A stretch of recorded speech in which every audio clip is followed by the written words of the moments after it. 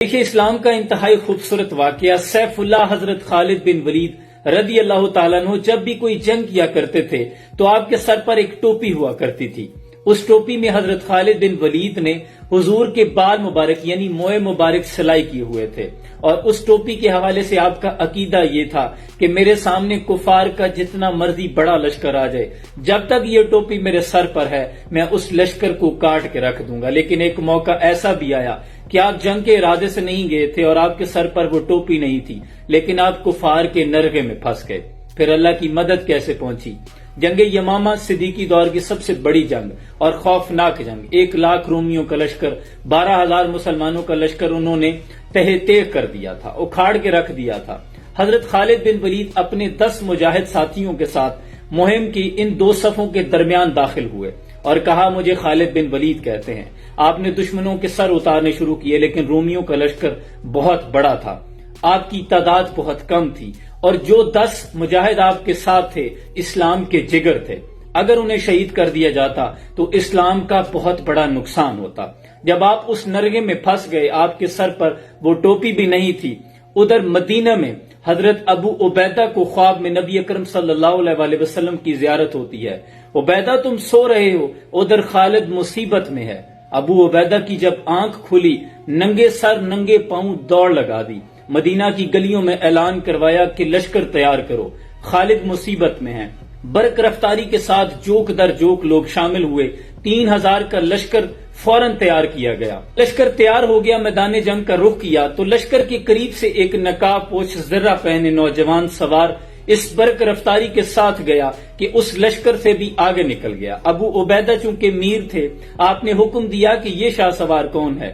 لوگوں نے لا علمی کا اظہار کیا. آپ نے ایک دستہ اس کے پیچھے بھیجا، اس نے روکا لیکن وہ رکنے کا نام نہیں لے رہا. پھر انہوں نے کہا کہ آپ کو امیر بلا رہے ہیں.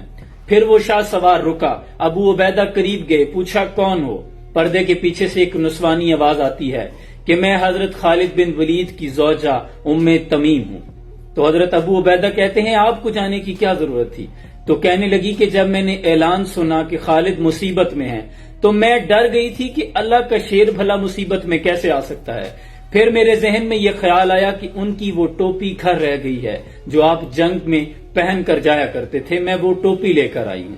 تو آپ کا گھوڑا بہت تیز تھا. ابو عبیدہ نے اجازت دی کہ آپ آگے نکل جائیں. ادھر میدان جنگ میں یہ صورتحال ہے کہ حضرت خالد بن ولید اور آپ کے 10 مجاہد ایک ساتھ پشتوں کے ساتھ پشتے ملا کر درمیان میں کھڑے ہیں اور ارد گرد 10,000 رومیوں کا لشکر ہے اور گفتگو یہ ہو رہی ہے کہ آج ہمارا وقت آن پہنچا ہے. اتنے میں کیا دیکھتے ہیں کہ ایک طرف سے گرد اٹھتی ہے.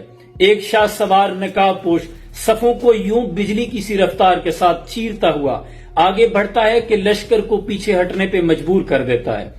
ادھر حضرت رافع بن عمیرہ رضی اللہ تعالی عنہ حضرت خالد بن ولید سے کہتے ہیں یہ کون شاہ سوار ہے جو شجاعت کی آج نئی داستان رقم کر رہا ہے؟ یہ کیسا شاہ سوار ہے جس کی تلوار بجلی کی سی رفتار کے ساتھ چل رہی ہے؟ خالد بن ولید اشش کر رہے ہیں. آپ فرما رہے ہیں کہ یہ شاہ سوار کون ہے جس نے اللہ اور اس کے رسول اور ہمیں آج راضی کر لیا ہے. وہ نقاب وہ شاہ سوار دشمنوں کی صفوں کو چیرتا ہوا گرد اٹھاتا ہوا ان کی گردنوں کو کاٹتا ہوا لشکر پیچھے ہٹا. حضرت خالد بن ولید کے پاس پہنچا تو خالد بن ولید پوچھتے ہیں کہ اے شاہ سوار، اے مرد مجاہد، یہ تو بتا کہ تو ہے کون. تو میدان جنگ میں ایک نسوانی آواز گونجی. انہوں نے شاہ سوار نے پردہ ہٹایا، کہا میں آپ کی بیگم ام تمیم ہوں. حضرت خالد بن ولید کے چہرے پہ مسکراہٹ آئی. کہا یہ آپ کی ٹوپی آپ گھر بھول آئے تھے. حضرت خالد بن ولید نے جب وہ ٹوپی سر پہ رکھ لی ادھر حضرت ابو عبیدہ کا 3,000 کا لشکر بھی آن پہنچا تو پھر مسلمانوں نے کفار کو پیچھے ہٹنے پہ مجبور کر دیا. ایک گھمسان کی جنگ ہوئی.